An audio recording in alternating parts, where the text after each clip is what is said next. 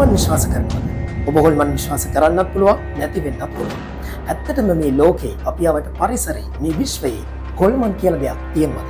Shine TV Ghost Night වැඩසටහනින් අපි යන්නේ අන්න ඒ ගැන හොයාගෙන.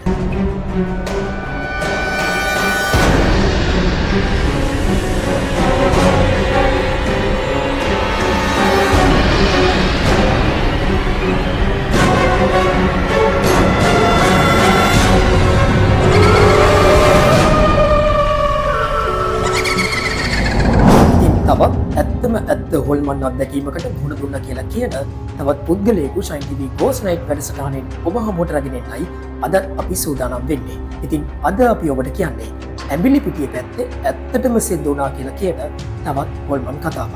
ඉතින් මේ කතාවේ තියෙන විශේෂත්වය තමයි මේ හොල්මන එහෙම නැත්නම් අවතාරය මේ කියන පුද්ගලයාගේ ශරීරයේ ස්පර්ශ වුණා කියලා කියනවා.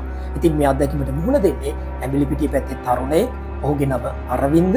ඉතින් මේ කතාවේ ඇත්ත නැත්ත ඔහු මුහුණ දුන්න අත්දැකීම ඔහුගෙන්ම දැන කියා ගන්න ෂයින් TV අපි අරවින්දව හොයාගෙන ගියා ඇඹිලිපිටියට. ඔහු මේ අත්දැකීමට මුහුණ දුන්න ස්ථානයට මේ ෂයින් TV Ghost Night හොල්මන් අවතාර රාත්‍රිය තාමත් ෂයින් TV YouTube නාලිකාව subscribe කරලා නැත්නම් දැන්ම subscribe කරන්න, bell icon එකත් click කරන්න, ෂයින් TV Facebook පිටුවත් follow කරන්න.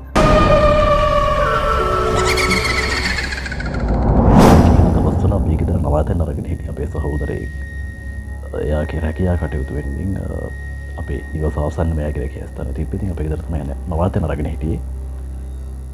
මෙයා තමයි මුලින්ම මේ සිද්ධීන් දහමයට කියන්නේ මුහුණ දුන්නේ.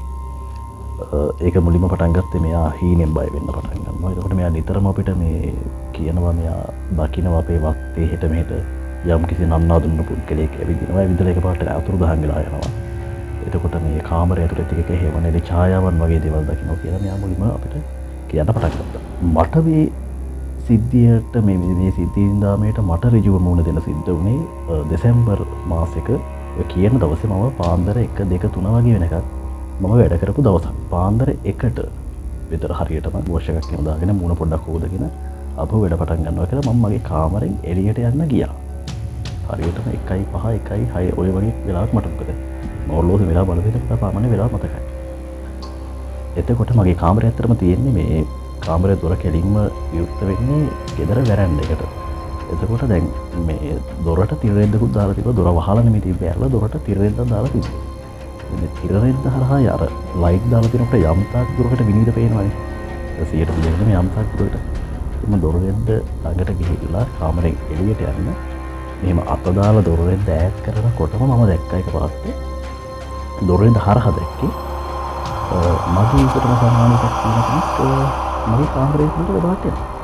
දැන් ඒ ෂණයේදී එතකොට දැන් මම එකපාරට කල්පනා කරා කවුද කාමරේ අස්සට මේ වෙලාවේ කියන්නේ මහා පාන්දර මොකද දොරවල් වහලා ගේට්ටු වහලා එතකොට මේ එහෙම කාටවත් එන්නත් බෑ.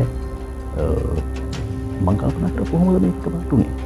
මේ දැන් ඒක හිතන ඒ සිතුවිලි එනවත් එක්කම දැන් මගේ අත වැඩ කරලා ඉවරයි. මෙහෙම දොරේ ඈත් කරා. ඈත් කරනකොටම මම මෙහෙම එළියට යන්න යනවා. අර පුද්ගලයා මෙහෙම ඇතුළට එනවා. මගේ අත එකපාරට පුද්ගලයාගේ ඇඟේ මෙහෙම ස්පර්ශ වෙන මට දැනුණා. ඒ කියන්නේ දොරේ උඩුවස්සේ වැදුනවත් මොකක්ද නෙවෙයි. උඩුවස්සේ වදිනකොට ඒ මිනිස්සුගේ ඇඟේ වදිනකොට අපිට ලොකු වෙනසක් තේරෙනවනේ. මිනිස්සෙක්ගේ ශරීරයක වදින වගේ මට දැනුණා. ඒ වදිනවත් එක්ක මේ පුද්ගලයා ආගියතක් නැති වුණා.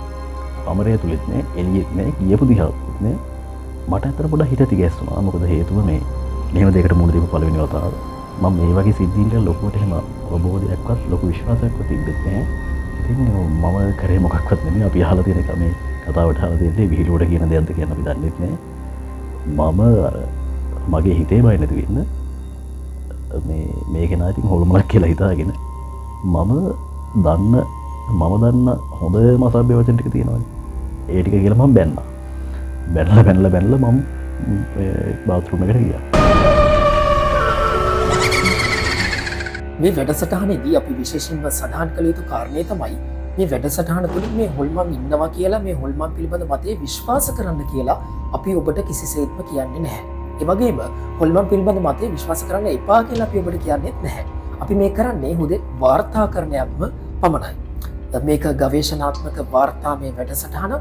ඉතින් මේ වැඩසටහන ඔස්සේ අපි ගෙනෙන කරුණු අධ්‍යයනය කරලා හදාරලා විශ්ලේෂණය කරලා මේ හොල්මන් පිළිබඳ මතය විශ්වාස කරනවද නැද්ද කියන තීරණය ගැනීම ඔබ සතුයි. ඒ සඳහා ඔබට පූර්ණ අයිතිය නිදහස තියෙනවා. එහෙම නැත්නම් ඔබ චෝදනා නගන්නට පුළුවන් මේ ශෛලි එකෙන් විද්‍යාමත් ප්‍රවර්ධනය කරනවා වගේ අදහසක්. නමුත් එවැනි කිසිම අරමුණක් අප සතුව නැහැ. අපි මේ කරන්නේ වාර්තාකරණයක්ම පමණයි.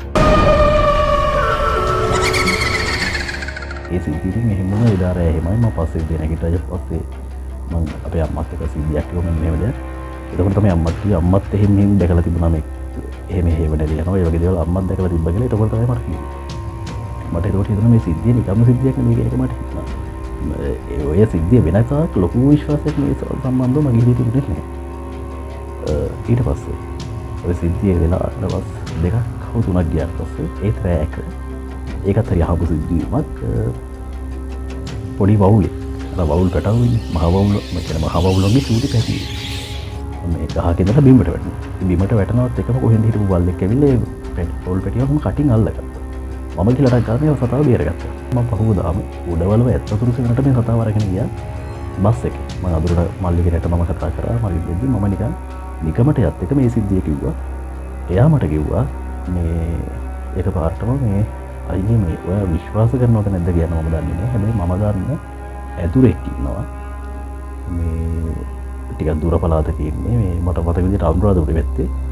එයා කියපු විදිහට මම එයාගේ නම්බර එක එයාට මම ඔයාට නිකන් කෝල් එකක් කරන් දෙන්නම්. ඔයා නිකන් එයත් එක්ක මේ සිද්ධිය කියන්න. එහෙම කියලා මට කෝල් එකක් කරන් දුන්නා. හරියට උඩවලව ජලාශේ බැම්ම උඩදී. එයත් එක්ක මම සිද්ධිය බොහොම කෙටියෙන් ඒ කියන්නේ මම සිද්ධිය හංගලා කිව්වේ. සම්පූර්ණයෙන් කිව්වේ නැහැ.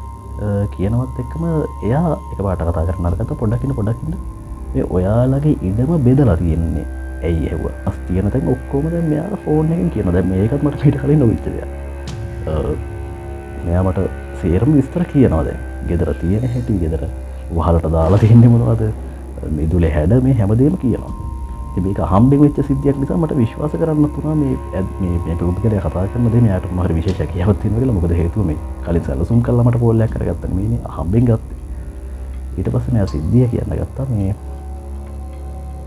හිස නැති මට ඒ විදිහටම එයා කිව්වේ හිස නැති පුද්ගලයෙක්ව පෙන්නුම් කරනවා කියලා මමත් පොඩ්ඩක් තව ටිකක් ගැස්සුණා දැන් මේක එකපාරට මෙහෙම දෙයක් කිව්වම මම කිව්වා එහෙමද මේ මම හැබැයි දැකපු කෙනාගෙත් මම මූණක් නම් දැක්කේ නැහැ ශරීරය තමයි දැක්කේ ඇත්තටම ඒ දැකපු ඡායාව අර්ථ වශයෙන් දැකපු ඡායාවෙත් මම ඇත්තටම මේ මූණක් හිසක් දැක්කේ නෑ මම ඇත්තටම දැක්කේ මේ ශරීරය ඊට පස්සේ මගේ අල්ලපු ගෙදර දැන් මගේ ගෙදර එහා පැත්තේ ගෙදර විස්තරත් මගෙන් අහනවා ඇත්තට මේ ගෙදර මේ රජය ආයතනයකට සම්බන්ධ මිලනි වාසය ඒ ගෙදර වහලා තියෙන කාලෙක ඉඳලා ඒ ගෙදර විස්තර ස්වභාවයක් දැන් මේ පුද්ගලයා මට මේ ජංගම දුරකථනයෙන් කියනවා දැන් මට හරි පුදුමයක් මේක සේර විස්තර කියනවා මේ ඒ පැත්තේ නම් තමයි කිව්වා මේ කෙනා ඉන්නේ ඔයාට සාමාන්‍ය සියුම් කඳක් දැනනවද හවස් 6න් පස්සේ මතක් කරලා බලුවා ඇත්තටම නිකන් එහෙම සියුම් කඳකුත් තියෙනවා හරියට නිකන් අර මේ ගමේ උකට කියන මඤ්ඤොක්ක තැන්දර ගද කියලා එහෙම ගදකුත් එනවා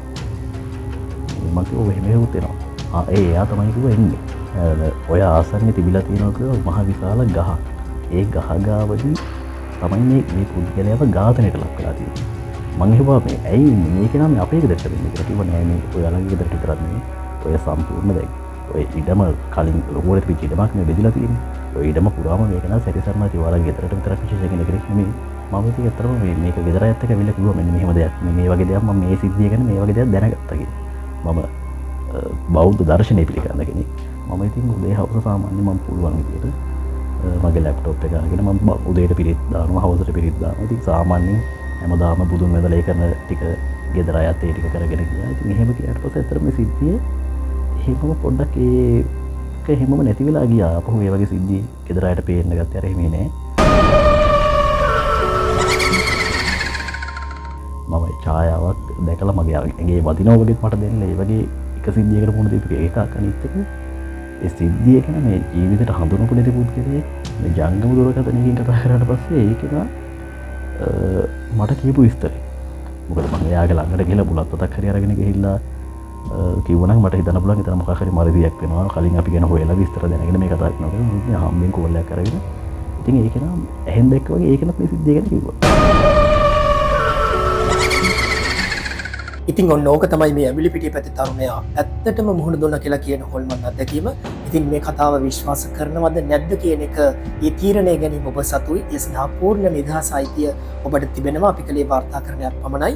ඉතින් ඔබටත් මේ වගේ හොල්මන් අත්දැකීම් තිබෙනවා නම් ඔබටත් පුළුවන් ඔබේ හොල්මන් කතාවත් Shine TV Ghost Night වැඩසටහනෙන් අපිත් එක්ක බෙදා හදා ගන්න. ඔබට කරන්න තියෙන්නේ Shine TV Facebook පිටුවට හොල්මන් එහෙම නැත්නම් Ghost Night කියලා සඳහන් කරලා inbox කරන්න. එතකොට අපේ කණ්ඩායම ඔබව සම්බන්ධ කරගන්නවා. ඉතින් තවත් දවසක මේ වගේම ඇත්තම ඇත්ත හොල්මන් අත්දැකීමකට මුහුණ දීපු තවත් කෙනෙක් එක්ක හමු වෙමු.